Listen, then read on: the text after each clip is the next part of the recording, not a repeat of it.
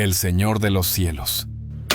El ascenso y caída de Amado Carrillo Fuentes. Bienvenidos a un viaje a través de los intrincados y peligrosos caminos del narcotráfico en México. Hoy exploraremos la vida y legado de uno de los más notorios capos del narcotráfico, Amado Carrillo Fuentes, conocido como el Señor de los Cielos. Su historia es un relato de poder, astucia, traición y misterio, que sigue fascinando y desconcertando al mundo entero. Desde el aire, Amado Carrillo Fuentes, conocido como el Señor de los Cielos, manejaba el cártel de Juárez en México. Su poder se consolidó cuando desterró al cártel de Cali y se encargó por completo del tráfico de cocaína. Sin embargo, en sus últimos días, tuvo que tomar decisiones difíciles e importantes. Existen teorías, hipótesis y secretos que salieron a la luz tras su enigmática vida y supuesta muerte. En Grandes Misterios, les contaré cómo sucedieron los hechos. Los inicios. Amado Carrillo Fuentes nació el 17 de diciembre de 1954 en Navolato, Sinaloa. Desde sus inicios, mostró una habilidad innata para los negocios ilegales. Viajemos a la década de los años 70. En aquellos tiempos, nadie sabía mucho sobre él. La policía ni siquiera conocía su edad ni cómo se veía, ya que solo tenían una fotografía vieja. Amado Carrillo se introdujo en el mundo del narcotráfico cuidando las plantaciones de marihuana de su tío, Ernesto Fonseca. Gracias a ese lazo, conoció a los hombres más poderosos del cártel de Medellín, con quienes luego trabajaría. El joven Amado mostraba obediencia, lealtad, disciplina y discreción.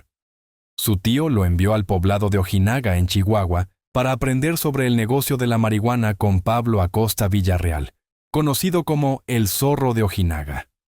Amado se convirtió en el favorito de Acosta Villarreal y trabajó a su lado durante más de 10 años, pasando de ser su asistente a su mano derecha.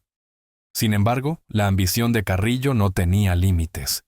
En abril de 1987, organizó el asesinato de Acosta Villarreal con la ayuda de Guillermo González Calderoni, director de la Intercepción Aérea, Terrestre y Marítima de la PGR, con un pago de $1 millón y toda la información necesaria.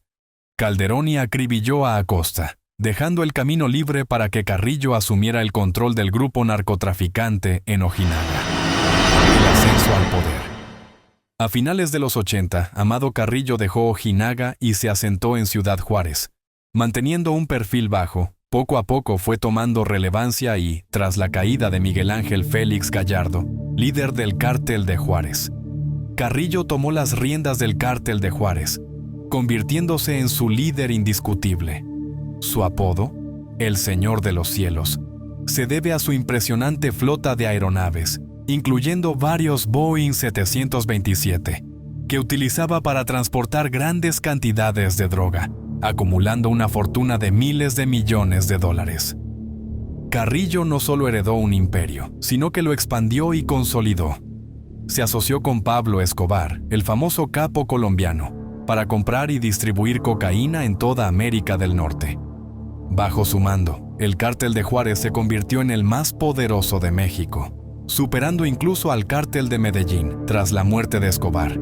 Según la DEA, el cártel de Juárez manejaba el 60% de la cocaína colombiana que llegaba a Estados Unidos desde México. Según estimaciones, vendían droga de forma desmedida y se estimaba que alrededor del 80% de la cocaína era consumida en Norteamérica. El cártel de Juárez generaba entre 200 y 300 millones de dólares por semana, de los cuales un 1% se destinaba a sobornos. La era de la corrupción. El ascenso de Carrillo al poder no estuvo exento de controversias y alianzas peligrosas. El modus operandi de Amado Carrillo incluía sobornar a autoridades municipales, estatales, federales y de agencias antidrogas. Su imperio creó una red inimaginable que les permitió lavar dinero y volverse multimillonarios. Uno de sus principales operadores fue el general José de Jesús Gutiérrez Rebollo, un militar con fama de inquebrantable que, tras dirigir muchas detenciones de traficantes minoristas, Fue nombrado máximo responsable de la lucha contra la droga en México. Sin embargo, meses después, se descubrió que Rebollo estaba aliado con Carrillo. Este escándalo sacudió a México y evidenció la profunda corrupción que permeaba todos los niveles de la sociedad y el gobierno. Bajo el mandato de Rebollo y con el apoyo de la DEA, México comenzó a sustituir a los cárteles colombianos en la provisión de cocaína a Estados Unidos. Sin embargo, esta cooperación también profundizó la corrupción política y social, incluso entre los sectores militares más nacionalistas y reticentes a las alianzas con Estados Unidos. Las ventajas geopolíticas conseguidas por Estados Unidos al conocerse el escándalo del narcogeneral Rebollo sugieren una posible participación de la DEA y la CIA en todo el proceso. Expansión y alianzas internacionales.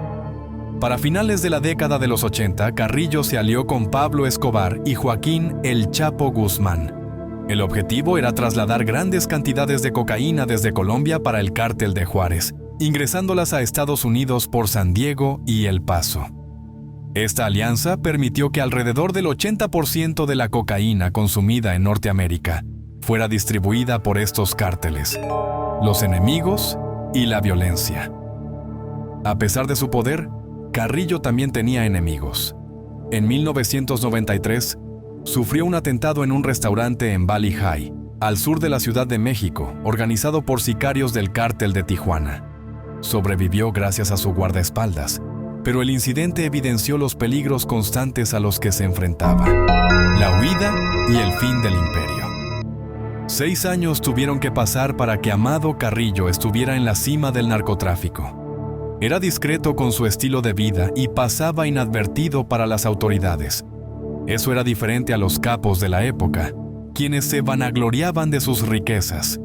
No obstante, después de que escapara del atentado en su contra el 24 de noviembre de 1993, el Señor de los Cielos estuvo en la mira de las autoridades.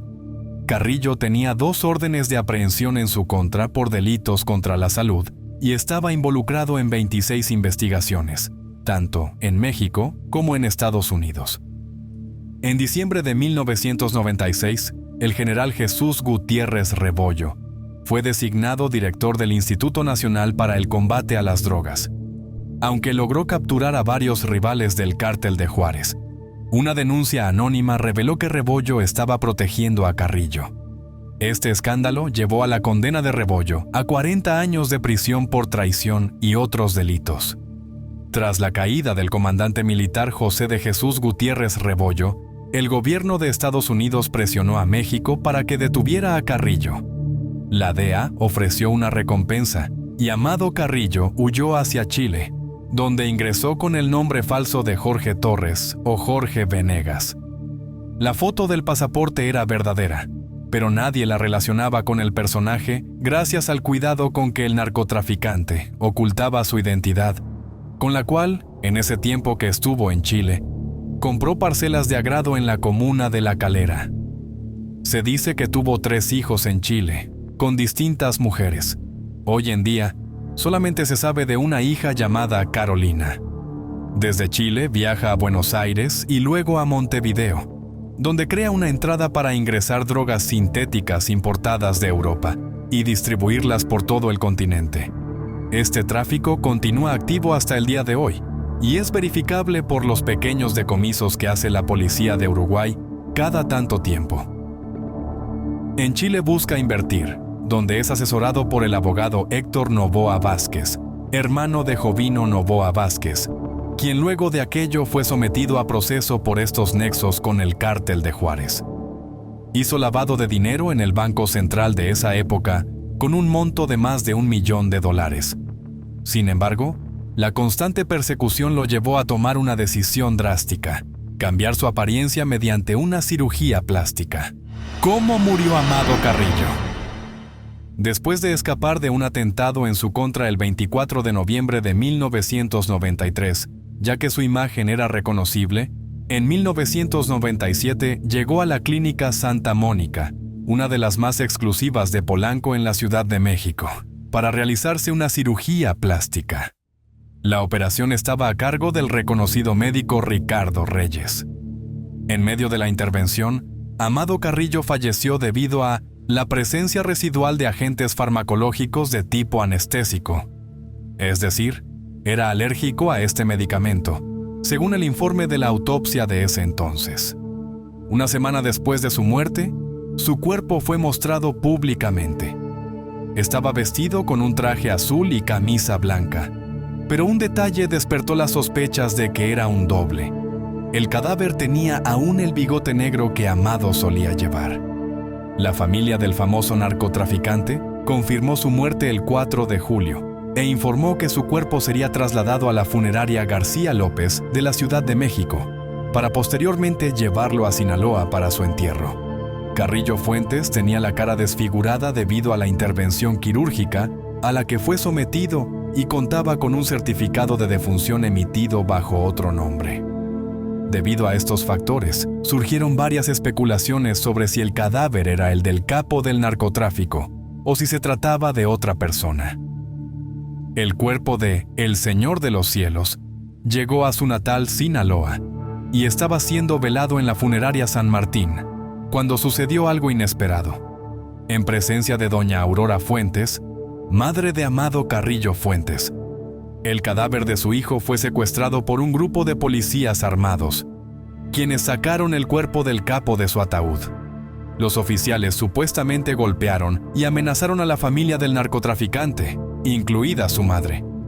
«Lo quiero aquí en mi casa. Queremos darle sepultura. Entiendo, supongo, que si estuviera vivo se lo llevarían. Pero un cuerpo sin vida, ¿para qué lo quieren?», dijo doña Aurora Fuentes. Asimismo, reveló que los hombres que habían secuestrado el cuerpo de su hijo le informaron que para recuperarlo tendría que viajar hasta la Ciudad de México. El cadáver de El Señor de los Cielos fue entregado a la Procuraduría General de la República, PGR, para realizarle exámenes con el fin de demostrar que se trataba realmente del cuerpo del capo del narcotráfico.